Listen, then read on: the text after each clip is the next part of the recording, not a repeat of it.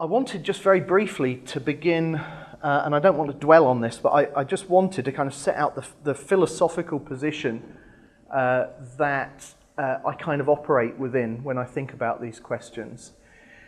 This was taken from a paper by Leonard Brand back in 2006, where he set out 3 models for the relationship between science and religion. There are lots of ways to categorize this relationship, but here's one way that has been suggested. Some people treat science and religion as if they're completely separate domains. They have nothing to say to one another. There's no interaction between them. Philosophical naturalism predominates, and this is perhaps the closest to the way that science officially operates today. Others see science and religion both as sources of truth, but different kinds of truth. They are in effect different realms of truth. So religion doesn't really have any practical impact on the science. Methodological naturalism, if you like, dominates, although the existence of God himself is not denied. So 2 sources of truth, but they're really dealing with different things. But the model that I would identify with, and this is the one I'm kind of working within today, is a model of active interaction, where science and religion both have things to say to one another. And interaction is particularly encouraged where it seems that both the Bible and science are making overlapping claims, where they seem to be speaking about the same things. And in this view, we allow feedback, hopefully to promote deeper thinking, more careful analysis on both sides, in science and in religion, and naturalism is not assumed. Now, in this particular model, religion, or the Bible, can be a source of ideas, hypotheses, predictions that can be a stimulus for scientific research. So it's not just a one-way street, that the science informs how we interpret the scripture, but also the scripture can inform how we interpret the science. And when we come up with scientific ideas based on the Bible, we then test those ideas, those scientific ideas, in a way that is very similar to mainstream science. It's not that we adopt some new scientific method. We use the standard scientific method. The main difference is going to be in the kinds of questions that we're willing to ask, the particular evidence that is likely to catch our attention, and the range of explanations which we're willing to consider. We don't have arbitrary rules about naturalism predominating. Now, of course, there are pitfalls to this model of interaction, and I think this has caused some Christian scholars, at least, to be very wary of this position. I think understandably in many cases. A couple of pitfalls. One is bias. Surely people say the Bible has to be put to one side when we develop our scientific explanations in order to avoid the problem of biasing our scientific interpretations. But I would want to say that, in fact, bias is not a uniquely creationist or Christian problem. It's a problem that we all face. Even those who put the Bible on one side, they have their own set of presuppositions and biases and a worldview that they bring to the data. So all of us have to have some kind of bias control strategies, including seeking from others and taking seriously the input from others who disagree with us. We need to do that. Another possible pitfall with this approach is that I think some people are concerned that we make our faith vulnerable to disproof if we seek to too closely integrate ideas from the Bible with our scientific ideas. Now, of course, it's possible, isn't it, that as we study the world around us, that some beliefs that we hold about origins, particularly ideas which are extra-biblical, may well be disproved. But that's a good thing, because if they're not true, we need to know it, right? So I don't fear the fact that some of our ideas may be tested to destruction, as it were. But my belief is that truly biblical ideas, ideas that really do have their roots in Scripture, will ultimately stand the test of time. Now, of course, having said that, we have to avoid superficial efforts to find some kind of harmony between the Bible and science. Nature doesn't yield its secrets readily and easily, and it's going to take very diligent effort on our parts, I think, to find alternative explanations for the data that has for so long been interpreted from a naturalistic perspective. And as we heard last night in Pete Williams' talk, there are times when we will have to stubbornly trust the Bible, even when the data appears not to support what the Bible is saying, knowing that perhaps at some time, things will look very different. Maybe not in our lifetimes, even. Pete talked about the reformers who trusted the Bible, and yet they didn't see the vindication of many of their ideas in their lifetimes. And I think as scientists, we also need to recognize that this is the case. What I want to do, first of all, is to present a couple of case studies in young age geology to show that young age geology allows us, it gives us a framework to do scientific investigation, to build models, to collect data, to interpret data, to make predictions, and that it has some scientific purchase on reality. So I want to just give a couple of examples, one from the creationist literature, one which is an actual active area of research that I've been engaged in. So let me begin firstly with a model called catastrophic plate tectonics. Now, plate tectonics, as I'm sure we're all aware, is the idea that the Earth's crust is broken up into a series of tectonic plates which are moving relative to one another, and we have spreading ridges in the mid-ocean where plates are diverging from one another. We have areas where plates are converging, and very often this develops into subduction zones where the old ocean crust is diving into the Earth's interior along these zones. And then there are also these transform boundaries where plates are neither converging nor diverging, but just slipping past one another. So plate tectonics, very powerful theory, a young theory. It's only been around really since the late 1960s. But it's been a very successful theory. Now, this is probably too small for you to read. I don't really intend you to read all of this. The point I want to make here, and you'll see why I've got this weird layout on this slide later on. The reason I put this up is just to make the point that plate tectonics is a powerful theory. It explains lots of data. There are lots of observations that are well explained by plate tectonics. But from a young age perspective, there's a problem. And the problem is that at currently measured rates, the plates are moving apart from one another at about the speed your fingernail grows. So if you extrapolate that back in time, it takes tens to hundreds of millions of years for ocean basins to open and for the continents to reach their present locations. So there's a problem. But this has led creationists to do some creative thinking. Actually, not just within the creationist community, but there's also been research being done within the mainstream community, studying something called thermal runaway. This relates to subduction, the subduction of ocean plates. It's been recognized, again since the 1960s and 1970s, that it is possible under certain conditions for subducting slabs of ocean crust to undergo a process of thermal runaway. And the way it works is a bit like this. As one of these cold, relatively dense ocean plates begins to sink into the underlying mantle, which is warm and less dense, it deforms the mantle around it, so the mantle rocks are pushed out of the way. As the mantle rocks are pushed out of the way, you get frictional heating.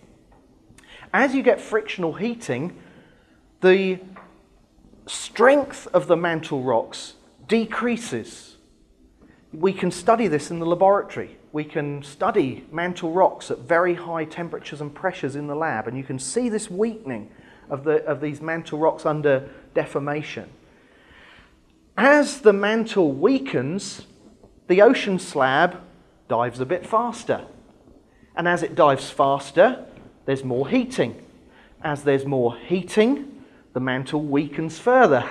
And eventually you hit this kind of runaway where Dr. John Baumgartner, who's a creationist geophysicist, who did his PhD back in the 1980s at UCLA, he developed computer models to simulate this process. In fact, he developed the model for understanding the dynamics of the Earth's interior that then became widely used across the Earth science community throughout the world. But he was a creationist, and he was developing this model because he was interested in investigating this particular process. And what he found is that under certain conditions of density, temperature, viscosity, these plates could actually hit a speed of meters per second, which just seems incredible, bearing in mind that these mantle rocks, they are solid. They're deforming in the solid state, but at very, very high temperatures and pressures that don't represent anything that we see going on the Earth's surface.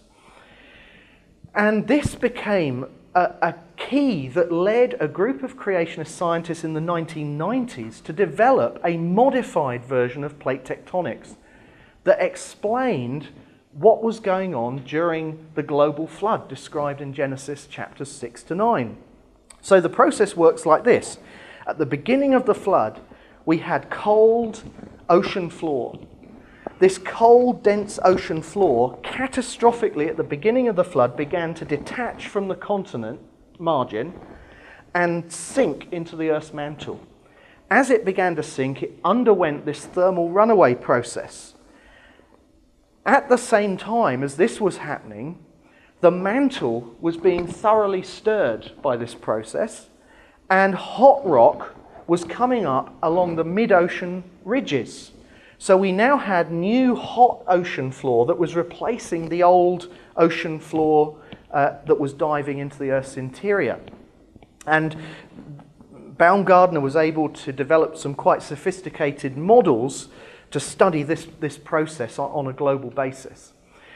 Now, interestingly, in the models, one of the things that happens is that as you replace the old ocean floor with hot ocean floor, which is more buoyant, it's thermally expanded compared to the old ocean floor it's replacing, what it does is the level of the ocean floor rises. In the model, the ocean floor rose by over 1 kilometre.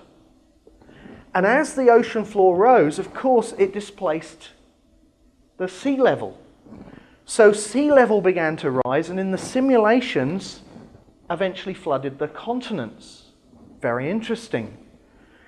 Another aspect of this model is that as this hot rock contacts with the cold ocean water, it vaporizes into steam, and it generates these huge steam jets, ballistically ejecting water high up into the atmosphere. In fact, in the model, some of it probably actually leaves the atmosphere and goes into space. And as this happens, it entrains ocean water with it, and the result is an intense global rain. Now, this is very interesting because if you read the Bible and the description of the flood, on that day that the flood began, all the fountains of the great deep broke open and the windows of heaven were opened. So very, very interesting. And not only does this model seem to make sense of what we read in the biblical text, but what I find most exciting as a geologist is that this model explains all the data that conventional plate tectonics explains, but it actually explains a whole lot of other things that conventional plate tectonics either doesn't explain at all or doesn't explain very well. Let me give you a couple of examples. Back in the 1980s, when John Baumgartner was developing this model of thermal runaway, he predicted that if these plates were diving into the Earth's interior at rates of meters per second, they had enough energy to essentially descend all the way through the mantle right to the top of the Earth's core. Now, this is very different from conventional plate tectonics, where the plates are moving very slowly. They don't have sufficient energy to penetrate very deeply into the Earth's mantle. So in conventional plate tectonics, it's very difficult to explain how they can descend deeply into the Earth's interior. In fact, they tend to kind of get stuck at about 670 kilometers down, and they get stuck there in the upper part of the mantle. Now, we had no way of testing which of these two models was correct at the time that this new version of plate tectonics was put forward. But since that time, developments in seismology have progressed, and we can now use seismic tomography to look essentially into the interior of the Earth. And what was found was very large areas of cold, relatively cold rock, cold relative to the surrounding mantle, that extend under subduction zones and reach the top of the Earth's core. They go all the way down through the mantle. And this has been a real puzzle to conventional geology. How can this be explained? But this was a prediction from the modified catastrophic version of plate tectonics. So I find this very exciting. It is a creationist model that can make predictions that can be verified. Here's another prediction that was made. As that cold material begins to pile up on the top of the Earth's core, the outer core, which is liquid, it's metallic and it's liquid, the inner core is solid, but the outer core is liquid, that's the location where the Earth's magnetic field is generated. And another one of the researchers working on this project, Dr. Russ Humphreys, a physicist, said that what would happen as you pile up this cold rock on the core is that the fluid flows in the outer core would be disturbed. And you would induce a series of magnetic reversals where the Earth's north pole switches with the south pole and then back again. Now, what's interesting in this particular model is that because all of this is happening very quickly, this rapid cooling of the outer core produces rapid magnetic reversals. So he predicted these reversals are happening on the order of every few days to every few weeks during the global flood. So he made a prediction. He said, imagine we have a lava flow. This was in 1986, paper published in 1986. So imagine we have a lava flow at the Earth's surface. We know that in lava flows, we have minerals which are magnetic and which record the prevailing direction of the Earth's magnetic field. So he said, imagine this lava flow at the Earth's surface, and here we have the prevailing direction of the Earth's magnetic field. The magnetic minerals in the lava begin to line up according to that direction. But of course, lava flows don't cool all at the same time. The outer part of the lava flow cools first, while the innermost part of the lava flow remains warm. So what would happen now if a rapid reversal happened while this lava flow was forming? So magnetic field reversal occurs. In the part of the lava flow which has already cooled, those magnetic minerals are frozen into place. Okay, so they freeze and they record the previous direction of the magnetic field. But in the part of the lava flow which is still molten, these minerals realign themselves with the new direction. So what you'd end up with is a lava flow that preserves a magnetic reversal. Now, in conventional plate tectonics, nobody expects to see this, because a thin lava flow cools very quickly. But a magnetic reversal is meant to take place over a much longer time period than it takes for a single lava flow to cool. So in conventional plate tectonics, where these things are happening slowly, nobody expects to see this. But Russ Humphreys said, if this flood model of plate tectonics is correct, then we ought to be able to find somewhere lava flows that record a magnetic field reversal happening.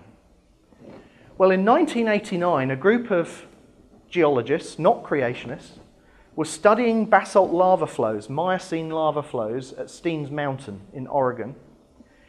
And they found a lava flow which they estimated had cooled within a period of 2 weeks, 14 days, and it recorded a substantial part of a magnetic reversal. They were astonished. They didn't even really believe it themselves.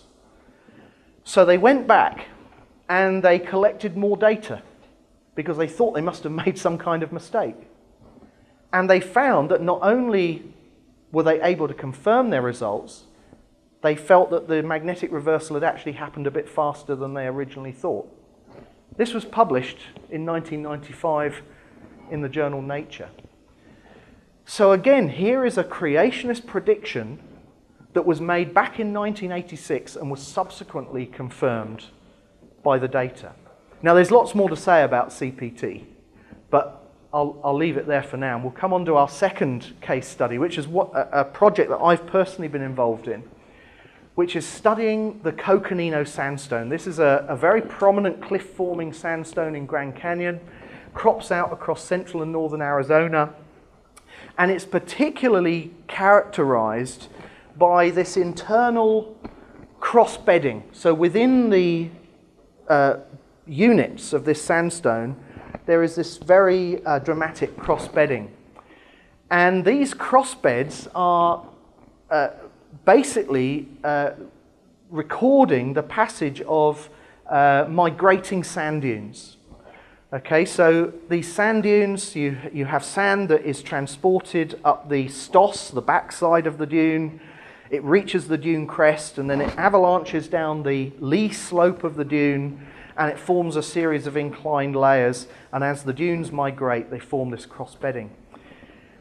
Now, we were interested in this sandstone because as creationists, as young-age creationists, we believe that these rocks in Grand Canyon, and in fact rocks that were once above these layers and have since been eroded away, these were formed during the global flood. These are flood deposits. And the critics have long used the Coconino Sandstone as an argument against flood geology because this sandstone has been interpreted as an ancient desert sandstone produced by the wind. And quite rightly, they say, how on earth can you form this 300-foot thick layer of desert sandstone in the middle of a raging global flood? Doesn't make sense. This was the view of a famous Grand Canyon geologist, Edwin McKee, who wrote the standard monograph on the Coconino back in 1934. And the Coconino has since become the textbook example of an ancient wind-blown sandstone in the rock record. If you look at any sedimentology text, that's the poster boy for wind-blown sandstone. So we were very interested in this. What evidence is there for desert origin? Well, there are a number of arguments that are made. First of all, that its crossbeds are very steep. If you look at sand dunes that form in air, the angle of repose of sand in air is steep, typically about 34 degrees. Whereas if you look at sand that accumulates in dunes underwater, it's typically much less steep than that. And the argument is that when you look at the Coconino dunes, they're very steep, like the ones you find in deserts. Desert transport, wind transport, is very, very efficient at rounding and sorting sand grains. And it's claimed that the Coconino is a well-rounded, well-sorted has well-sorted, well-rounded sand grains, just like the ones you find in modern desert sands. Furthermore, it's mostly made up of quartz grains. Quartz is a hard mineral. Geologists use a scale called Mohs scale of hardness. Quartz has a hardness of 7. There's no mica in the Coconino. Mica is a soft mineral, only has a hardness of about 2, 2.5 on Mohs scale. Wind is very efficient at destroying mica. And if you look at modern windblown sands, and we collected about 200 samples from modern windblown sands today, and sure enough, they don't have mica. Vertebrate tracks. On the face of the crossbeds, there are fossil tracks made by small vertebrates. And Edwin McKee did some experiments, and he argued that these vertebrate tracks were consistent with ones made on dry desert sand. And at the very base of the Coconino, this is the very base, this is the Coconino above roughly where my hand is, and below it is the Hermit Formation in the Grand Canyon region. Below, at the base of the Coconino, there are these cracks that extend down into the Hermit, and they're filled with Coconino sand. And ever since the time of McKee at least, they've been interpreted as desiccation cracks. In other words, this was a dry desert mud plain that dried out in the sun. Large mud cracks developed, and as these windblown dunes advanced over this mud plain, the sand was blown into those cracks. So these are the evidences that are used primarily to support the desert origin of the Coconino. So we tested each of these arguments. We did a lot more, but I don't have time to talk about all of the things that we did. But let's just look at these arguments. Coconino crossbeds. We measured the dip angles of the crossbeds in the Coconino right across the whole outcrop range, central and northern Arizona.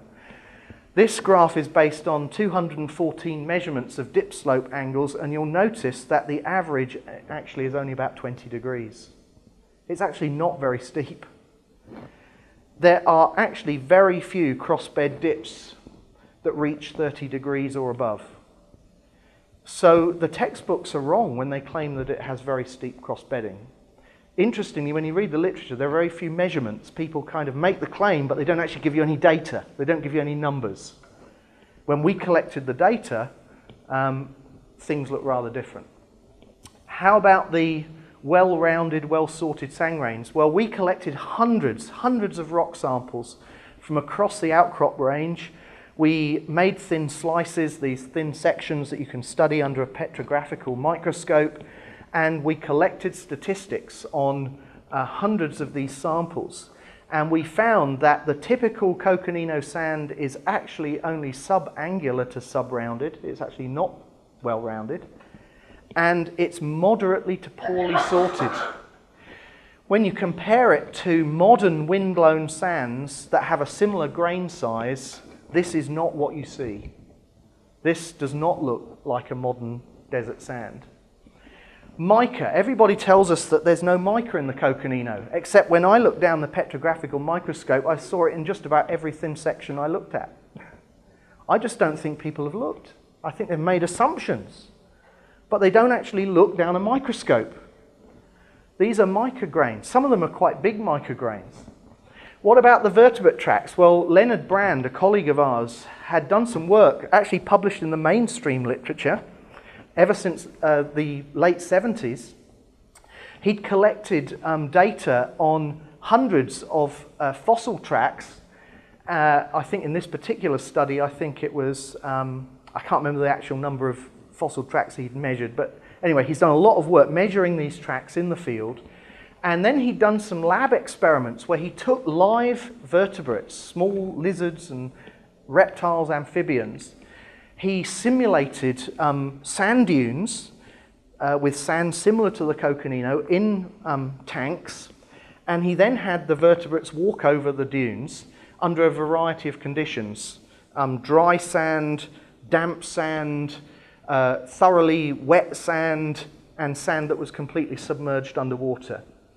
And what he found is when you look at the percentage of tracks that have either toe marks or sole marks or both, the closest match to the Coconino tracks were those that were made underwater. They don't look like dry sand tracks. They look very different from the dry sand tracks.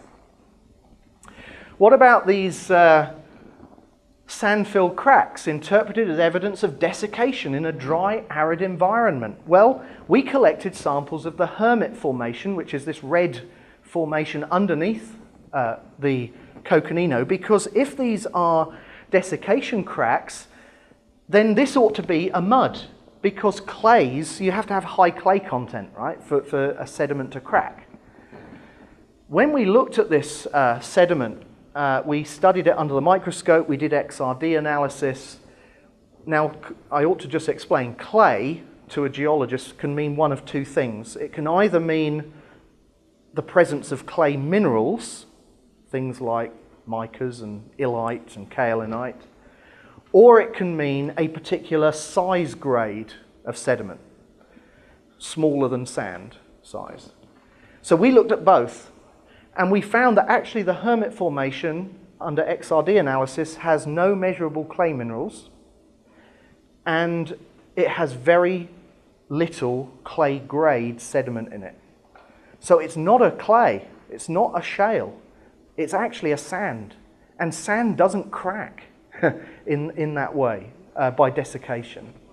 So that made us very suspicious. We also measured these cracks. We measured the width, the depth.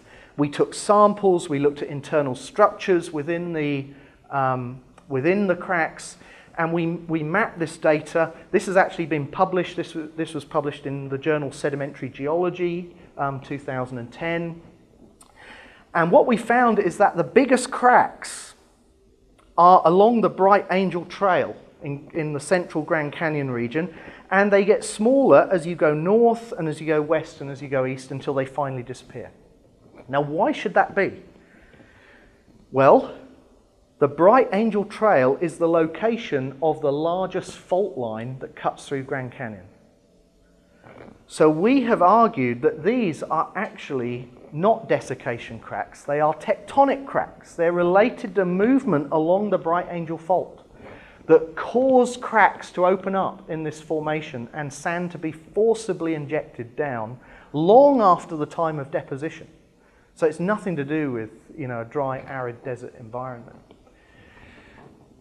So the take-home messages here are these.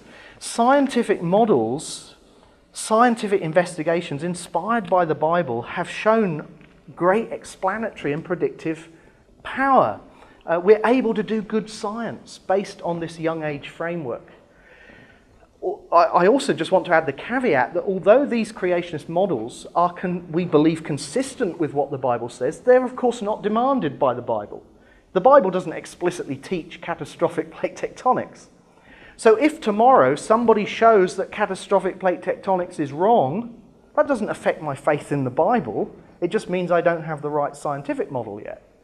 So we can do good science guided by the Bible, but we can also kind of hang loose to particular scientific models and allow the data to test between them. And of course, there are lots of unanswered questions. All of these studies raise lots of questions. And there are lots of things that we haven't answered yet, and lots of things that you might be able to ask me about, and I'll have to say, well, I don't know. I don't know what the answer is. But I think the results of these kinds of model building exercises are very encouraging, particularly bearing in mind that creationists are a very small community. We have very few people working on these problems. We have very few resources. We don't have access to the normal funding that scientists have when they're working in academia or working in industry. We don't have much time. Much of this work has to be done, alongside other things that we're working on. So we have lots of disadvantages. Much of this work has been done within the last 10, 15 years or so. I think in view of all of that, the results are actually very encouraging, and it gives me cause to think that further work will help us understand things even more. Of course, there are challenges for the young age model. I want to come on to some challenges. Probably the biggest challenge is radiometric dating, which is based, as you know, on the decay of naturally occurring unstable radioactive isotopes. So parent decays into a daughter, and there are a couple of modes of decay that I just want to mention. Alpha decay, where you get the emission of 2 protons and 2 neutrons as an alpha particle. Beta decay, where you get a neutron decaying into a proton and an electron with the electron emitted as the beta particle. And when these methods are typically used on igneous or metamorphic rocks, imagine a lava flow that cools within the minerals within that lava flow. There are radioactive isotopes. As the cooling temperature goes below a certain threshold, the closure temperature, then the minerals begin to accumulate daughter at the expense of parent. And so in a simple situation, you can simply measure the amounts of parent and daughter, make an assumption about the rate of decay from your measurements in the lab, and you can work out how old the rock or mineral is. There are, of course, other more detailed methods like isochron dating, but we don't have time to get into some of that right at the moment. Now, these methods are very powerful because not only do they give ages for rocks typically in the range of tens, hundreds of millions of years or billions of years, but they also generally reflect the relative ages of rock units. So this is a section through Grand Canyon, and you can see that all of these rocks down in the Precambrian basement of Grand Canyon give ages older than the horizontal layers that rest upon them. And in fact, when you look at the order in which these units formed, again, the radiometric ages, this is all rubidium, strontium, these ages make sense. They kind of agree with the stratigraphic order in which these rocks can be deduced to have formed. Now, having said that, when geologists date rocks, they mostly just use one method because it's expensive to send samples off to a lab and have them dated.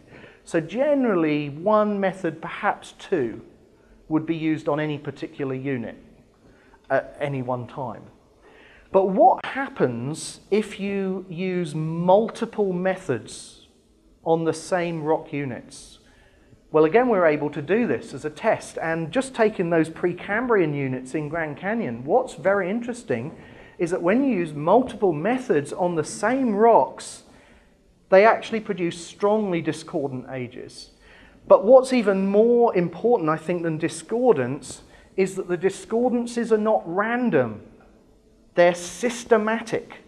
So you can see patterns here. You can see, for example, that the potassium, argon, and rubidium, strontium ages are always younger than the uranium, lead, and samarium, neodymium ages. And potassium, argon is always younger than rubidium, strontium.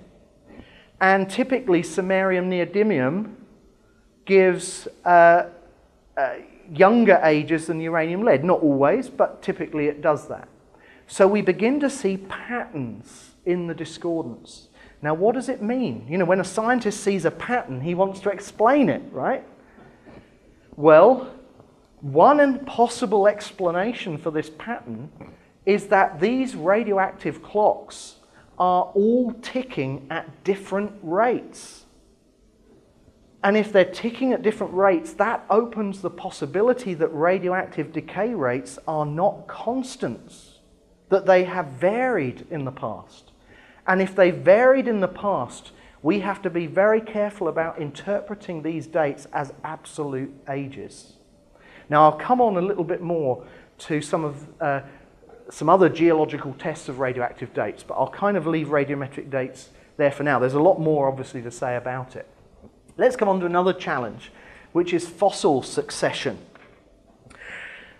Ever since at least the time of Darwin, it's been recognized that the various groups of vertebrates appear in a consistent order in the fossil record. So we have this order of first appearances: jawless fishes, jawed fishes, amphibians, reptiles, mammals, birds, humans.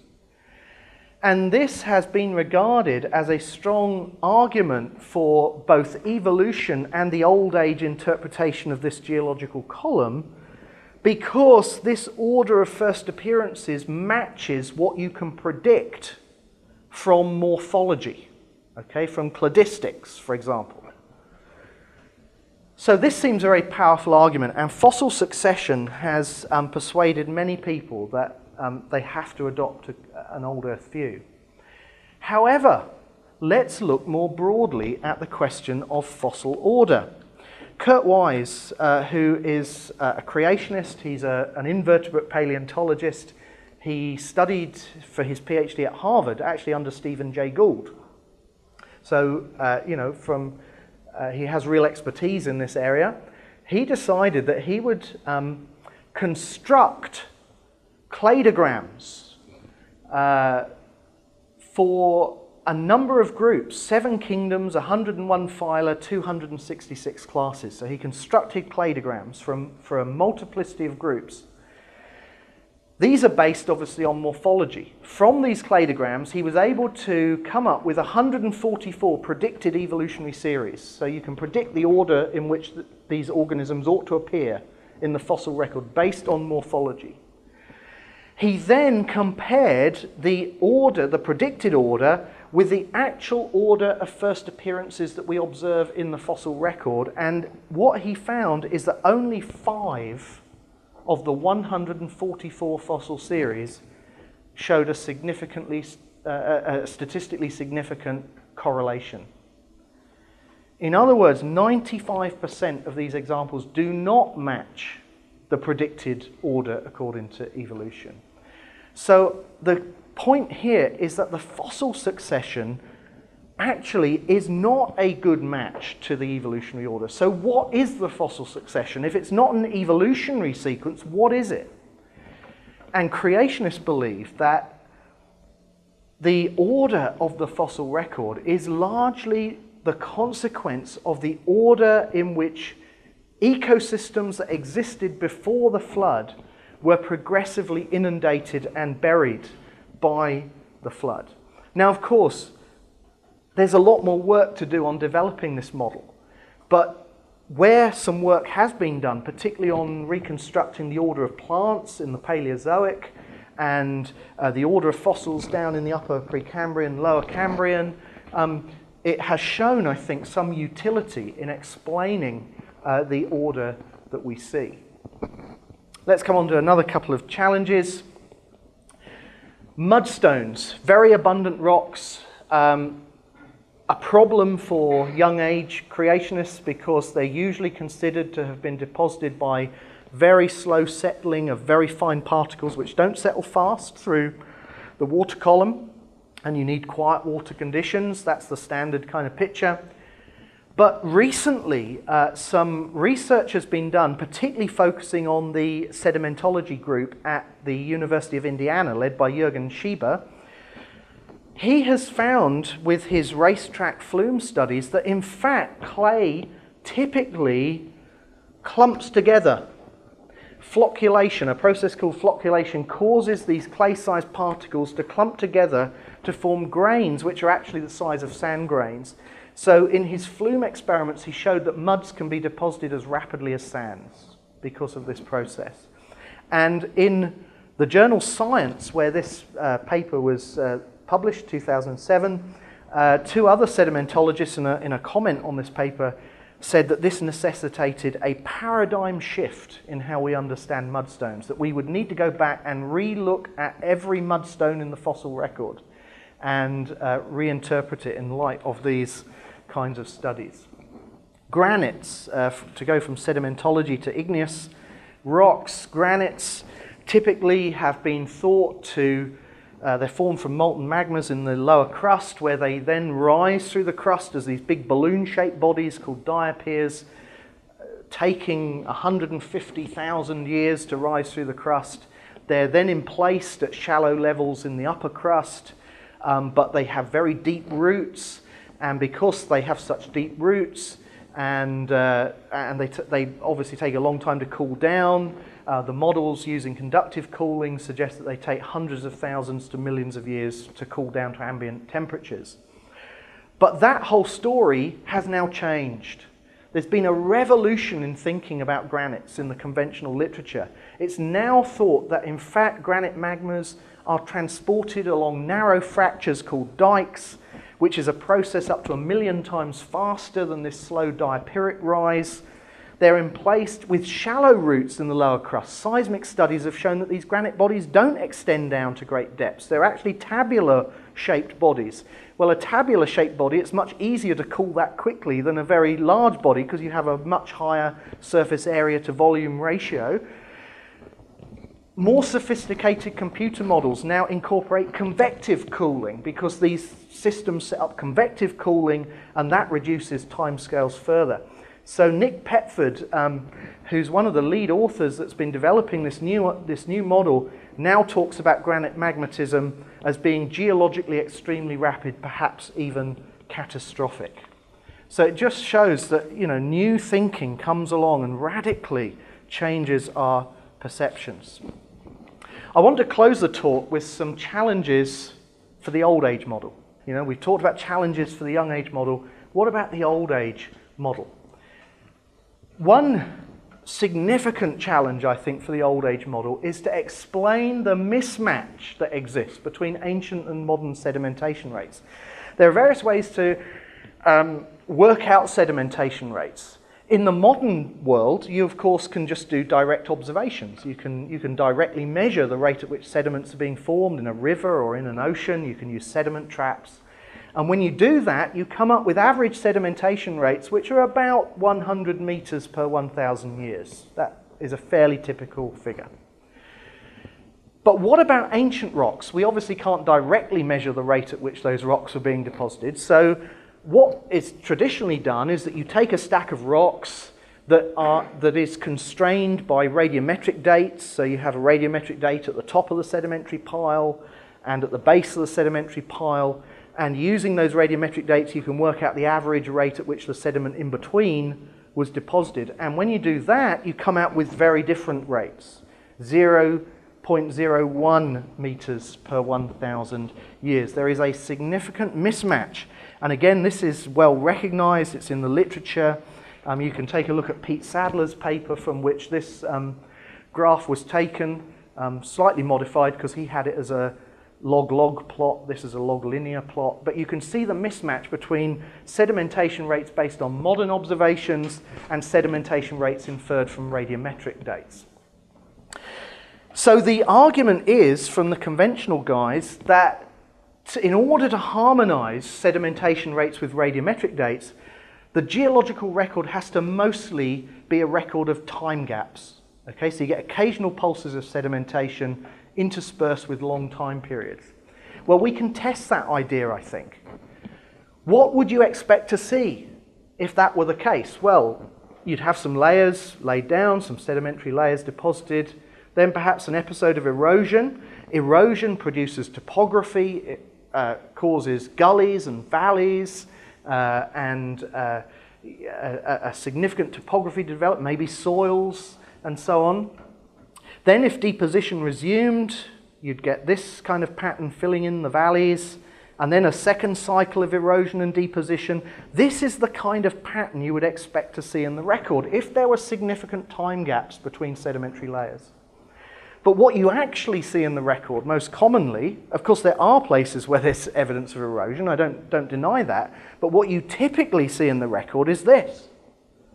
So even where you have evidence of some time missing, so we need time to deposit these layers here, which form this little wedge, nevertheless, the layers are relatively flat-lying. There isn't much topography. Here we have the situation in southeastern Utah. Here we have the radiometric dates, just here. The white layers are actual rock formations. The grey parts are time gaps inferred on the basis of radiometric and fossil dates. And so what you have to imagine is that in reality, these rocks are resting directly on top of one another. The time is not represented in the record. But what I want you to notice is how flat-lying those layers are, despite those long time gaps of tens, hundreds of millions of years. Contrast it with the actual modern day topography in the same region, which is this black line. Look at the topography that has developed in relatively recent geological times. Why do we not see that in the ancient record? Why do we see layers that are so flat-lying? Just a few real examples. This is in New Zealand. Along this horizon here is meant to be a time gap of 3 to 14 million years. This is in Utah, near Dinosaur National Monument, 10 to 35 million years missing. 16 million years missing right here. These layers are just completely flat, no evidence of topography. 20 million years, 200 million years. And I could show you lots and lots of other examples. There's a problem here. Norman Newell, very well-known geologist, wrote this back in '84. He says, a puzzling characteristic of these major stratigraphic boundaries is the general lack of physical evidence of subaerial exposure.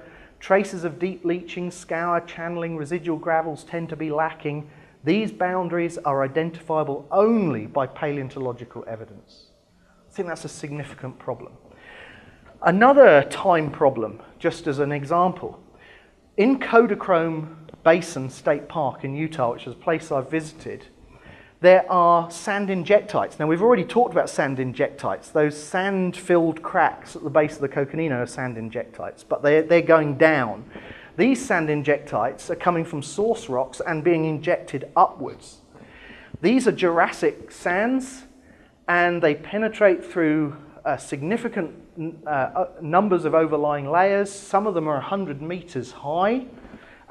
These are being well studied now by geologists because in the North Sea, these sand injectites can be seen in the North Sea basin using seismic methods, and they're oil traps. So there's a lot of research going on these sand injectites. But what I want to point out are the time implications. These were formed by earthquakes. There was a seismic origin. This area was shaken by major earthquakes that caused the sand to liquefy and be injected upwards along planes of weakness. But in order to do that, both the sand in the pipe and in the surrounding sediments had to be soft. It had to be unconsolidated, unlithified. And the field evidence, if we go back here, because there's an intimate association with this much more recent conglomerate deposit and the pipes, field evidence indicates that they were intruded in the Pliopleistocene, long after the time of the Jurassic. So you have to imagine, if the standard radiometric timescale is correct, that these sediments remained unlithified under conditions of deep burial for more than 150 million years. Sediments readily cement under those kinds of conditions. So it seems very unlikely that's the case. Could it be that they were originally lithified and then somehow delithified at a later time? Very unlikely, because you'd have to delithify a whole variety of different rock types over a very, very wide area. Now, that doesn't really seem to be the most natural explanation. The model that best fits the data is a model where there is actually only a short time between deposition of the Jurassic sands and the time when they were injected at the time of the Pliopleistocene. Okay, let's come on to a couple of theological issues and then I'm going to conclude. The biblical plotline. This has been a theme that I've heard in a number of talks while I've been here at ELF. We have a plotline in the Bible that takes us from creation, the fall, redemption, and to restoration. And I think there are aspects of this biblical plotline which you can infer not from one single Bible passage or even a single proof text, but multiple biblical passages. Aspects of this storyline which I think are incompatible with the old Earth model. First of all, let's think about a global flood. Now, in the old Earth model, there really is no place in recent human history for a global flood. At least a global flood that did anything, that kind of left any evidence. A tranquil flood, I think, is a contradiction in terms. So, there is no place in recent human history for this. So most old age believers would interpret the flood as a local event. Now, let me explain why I think that's not possible. First of all, we have the text itself. We have repeated use of universal language. I know universal language is used sometimes in a non-universal way in Scripture, but when you read a passage like Genesis 7, and over again you have universal language, all, every, only, over and over again, that strikes me as very significant. The need for an ark. The animals had to be saved on the ark. The humans, they couldn't just migrate over the next mountain range into the next river valley. The birds had to be saved. That seems to me to be consistent with a global flood. God's promise never to repeat the flood. There have been very significant floods ever since the time of the biblical flood. This implies that it was a uniquely catastrophic event. The depth and duration of the flood, again, difficult to harmonize with a global flood. But more significant even than this is the role that the flood plays in the plot line of the Bible that we just talked about. Read a passage like 2 Peter and chapter 3. Peter talks there of 3 creations. He says there was the original creation when God separated the water and the land.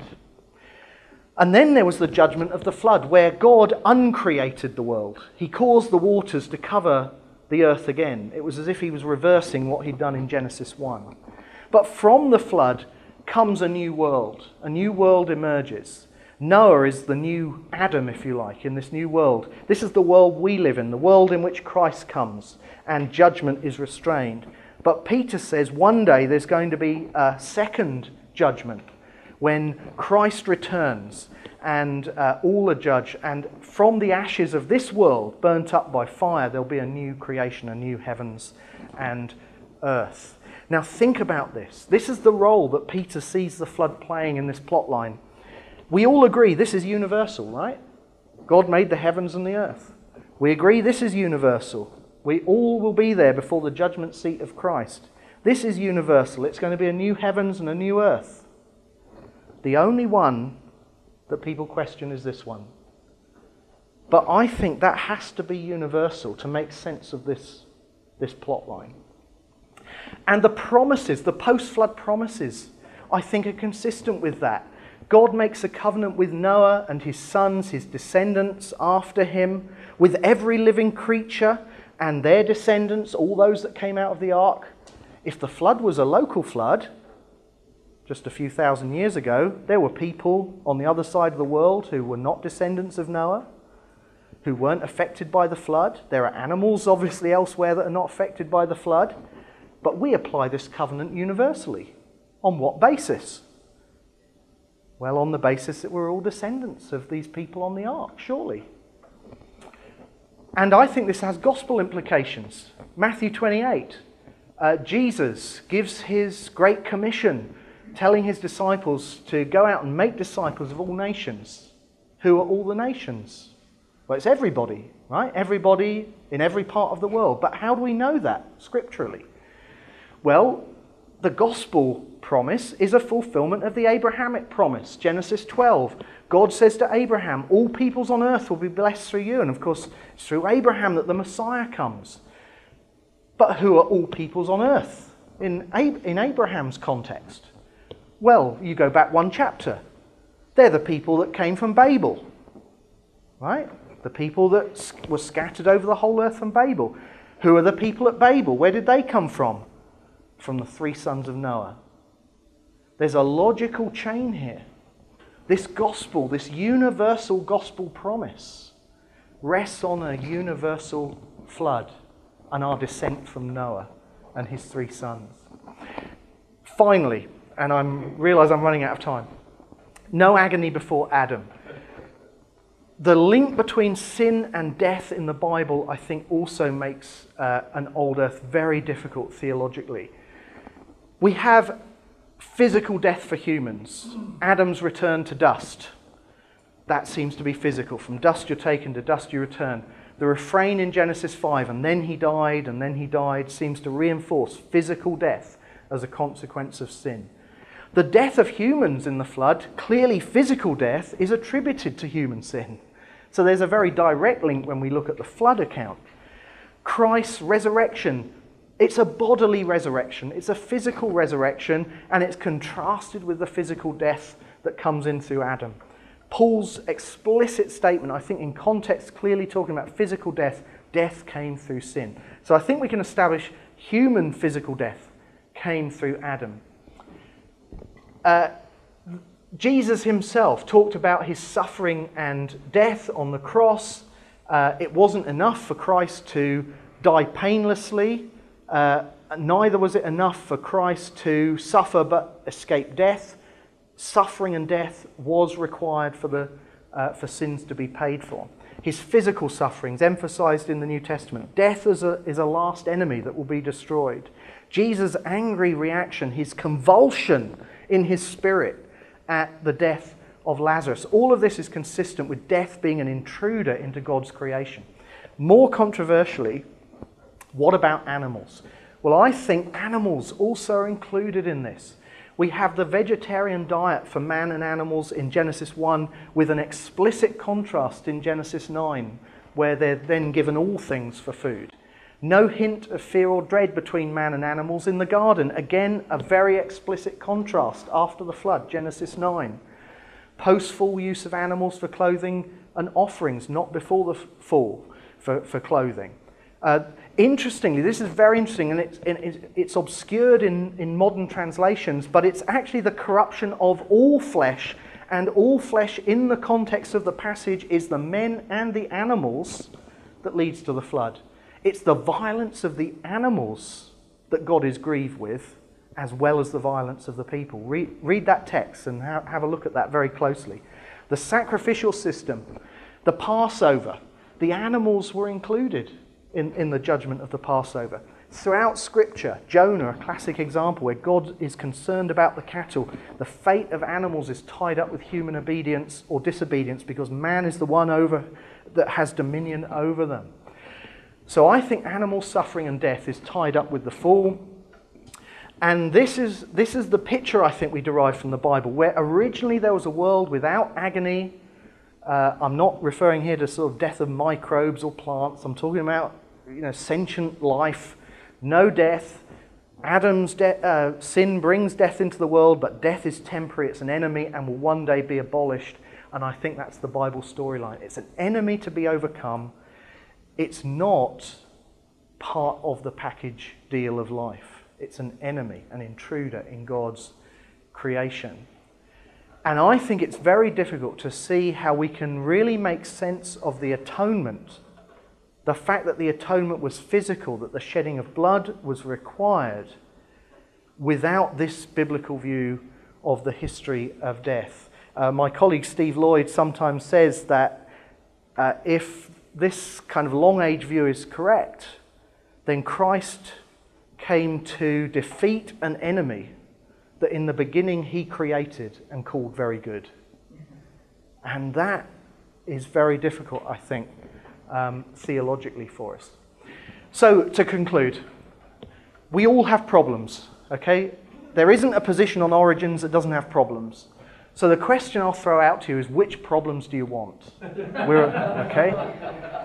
Do you want geological problems, which, I agree, as young earthers, we have geological problems, but I've tried to show that we can conceivably solve those problems with further research. Or do you want the kind of theological problems that we've talked about, which, as far as I can see, have no obvious solution, even in principle, and that have, I think, real significance for our apologetics? Few pieces of recommended reading. I highly recommend Leonard Brand's book.